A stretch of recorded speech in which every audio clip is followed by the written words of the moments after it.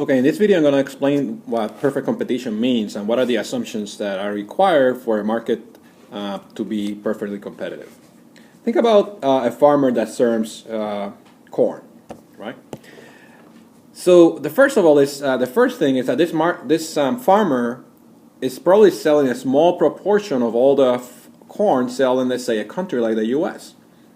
So since a farmer sells a very small percentage of the corn, if this farmer changes the price of his corn, let's say, for $2 to $3, the price of corn in the markets is probably not going to change very much because that farmer actually sells a very small percentage of corn, of all the corn made in the U.S.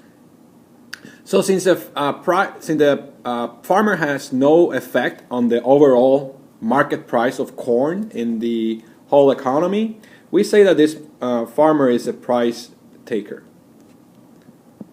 And the first assumption of perfect competition of a market that is perfectly competitive is that each firm in that market actually faces a similar situation as our farmer.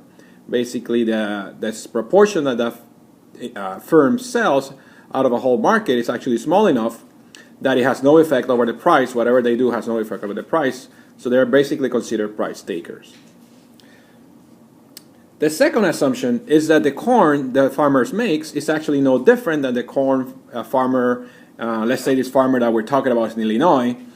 So the corn this farmer produces is no different than if that all the farmers in the state produce, or the farmer that make corn in, let's say, Iowa. So all corn is corn, and which for corn it kind of makes sense, right? It's difficult to kind of differentiate one corn from the other. So from the perspective of the farmer, the product that the farmer sells, corn, is actually a homogeneous product. So the second assumption is called product homogeneity, which simply means that a firm in a competitive market sells a product that is actually homogeneous to a lot of other people selling that product. And for corn, that kind of makes sense. The last one is that if I wanted to become a farmer, if I was a hairdresser, and I wanted to become a farmer, I could probably do it without major, huge amount of costs. Now, for agriculture, that makes sense to a certain extent. But if someone has the land and you decide to become a farmer, you probably have a tractor and so there are some costs. But if we're going to assume that the market is competitive, we're going to assume that that anyone who wants to enter this industry can do it without major difficulties. So there's the cost of entering the industry are actually very low, so that anyone could enter the industry without any major difficulties, or actually even buyers can actually enter the market without major difficulties.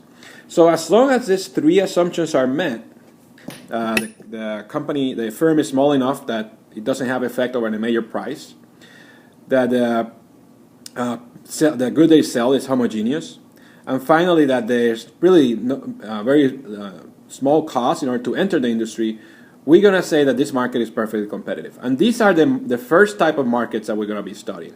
We're studying them first because the assumptions of perfect competition allow us to understand, to simplify the model to a point that we can understand a lot of the dynamics. Now, this is not a completely realistic example because a lot of the markets or stores or firms that whether when you buy the food and when you buy your clothes, probably don't meet these three assumptions.